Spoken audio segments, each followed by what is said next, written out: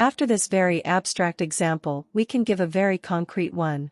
The land of the Prussian cottagers was located outside the community. Farmland where the various holdings lay in mixed strips. Since such strips could be cultivated only according to common rule, the Kottager had much more individual freedom.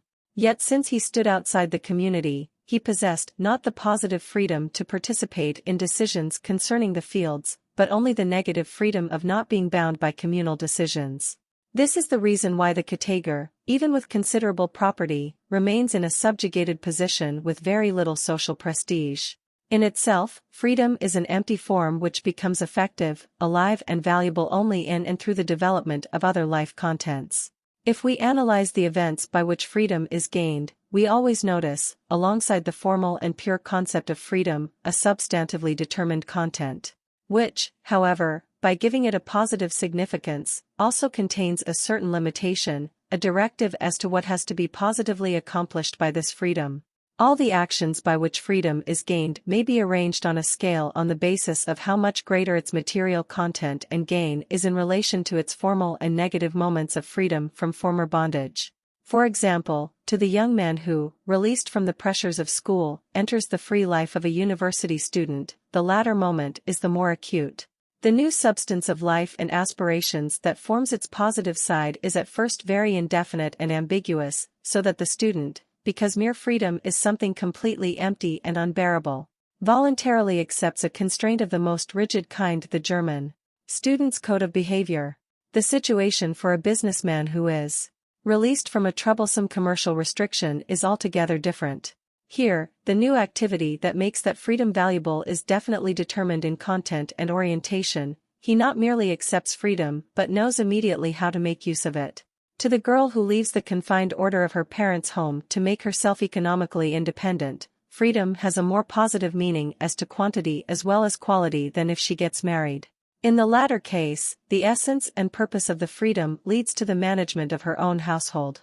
In short, every act of liberation exhibits a specific proportion between the accentuation and extension of the situation that has been surmounted and the situation that is thereby acquired. If one were to construct such a series according to the slowly growing preponderance of the one moment over the other, then the freedom gained by exchanging an object against money would be placed at one extreme, at least if the object had hitherto determined the content of life. Whoever exchanges his landed estate for a house in the city is thereby freed from the troubles and anxieties of agricultural pursuits, but this freedom means that he now has to devote himself to the problems and chances that urban property ownership confers. However, if he sells his property for cash, then he is really free. The negative factor of the liberation from former burdens predominates, and his newly created situation as a money owner entails only a minimum of specific directives for the future. The positive factor in the liberation from the constraints of an object has been reduced to its marginal value. Money solves the task of realizing human freedom in a purely negative sense. Thus the extreme danger for the peasant of being liberated by cash payments is part of the general pattern of human freedom. It is true he gained freedom, but only freedom from something, not liberty to do something. Apparently, he gained freedom to do anything because it was purely negative, but in fact he was without any directive, without any definite and determining content. Such freedom favors that emptiness and instability that allows one to give full rein to every accidental, whimsical, and tempting impulse. Such freedom may be compared with the fate of the insecure person who has forsworn his gods and whose newly acquired freedom only provides the opportunity for making an idol out of any fleeting value. The tradesman who, burdened and worried by his business, urgently wants to sell it at any cost meets with the same fate. But when, finally, cash in hand, he is really free, he often experiences that typical boredom, lack of purpose in life and inner restlessness of the rentier which drives him to the oddest and most contradictory attempts to keep busy in order to give a substantive content to his freedom. A similar situation often confronts the official who wants, as quickly as possible, to attain a position whose pension will enable him to lead a free life. Thus, amidst the torments and anxieties of the world, the state of repose often appears to us as the absolute ideal until we learn by experience that peace from specific things is valuable or even bearable only if it is, at the same time, peace to engage in specific things. Whereas the peasant who has been bought out, the merchant who has become a rentier or the pensioned civil servant seem to have freed their personalities from the constraints that are bound up with the specific conditions of their property or their position. In reality, the opposite has occurred in the instances cited here. They have exchanged the positive contents of their self for money which does not offer any such contents. A French traveler relates a very characteristic story of Greek peasant women, who do embroidery and are very attached to their toilsome products. They give them away, they take them back, they look at the money, then at their job, then again at the money. The money finally is always the right thing, and they are shattered to find themselves so rich. Because the freedom that money offers is only a potential, formal and negative freedom, to receive money in exchange for the positive contents of life implies the selling of personal values unless other values take their place immediately. For this reason, the Prussian distribution of communal land in the early 19th century greatly favored the growth of a shiftless and rootless stratum of day-wage laborers.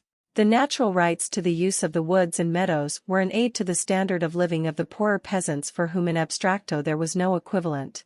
If compensation for the removal of these rights were to be paid in money, then it would soon disappear. If it were to be paid in land, then it would be too small to yield results. Thus, such compensations for land were quickly changed to money, and they increased rather than reduced the trend towards proletarianization and the loss of the substance of life. An exact parallel with the behavior of the Greek peasant women is, as ethnologists report, the extreme difficulty in buying commodities from native people. This has been explained by the fact that each object has a decidedly individual stamp of originality with regard to its origin and use. The tremendous labor applied to producing and decorating it and its exclusive personal usage makes it part of the person himself. To part with it thus meets with the same resistance as parting with a limb of the body, so that instead of an expansion of the ego, which the endless possibilities of money ownership temptingly but vaguely suggest, a contraction takes place. Once we clearly recognize this, it is not without significance for the understanding of our times. Ever since money has existed, everyone is by and large more inclined to sell than to buy. As the money economy expands, this inclination becomes stronger and increasingly affects those objects which are not meant to be sold but which have the character of permanent possessions and seem to be destined to be tied to the personality rather than to break loose from it in a rash exchange. Businesses and factories, works of art and collections, landed property, rights and positions of all kinds. An extraordinary amount of freedom is realized by the fact that, where all this remains the property of one person for an increasingly shorter period, the person changes the specific conditions of such property more quickly and frequently. However, since money with its indeterminateness and its inner lack of direction is the other side of these processes of liberation, they often do not advance beyond this uprooting, and fail to sink new roots. In fact, since under very rapid money transactions possessions are no longer classified according to the category of a specific life content, that inner bond, amalgamation and devotion in no way develops, which, though it restricts the personality, nonetheless gives support and content to it. This explains why our age, which, on the whole, certainly possesses more freedom than any previous one, is unable to enjoy it properly. Money makes it possible for us to buy ourselves not only out of bonds with others but also out of those that stem from our own possessions. It frees us both when we give it away and when we take it. Thus the continuous processes of liberation occupy an extraordinarily broad section of modern life.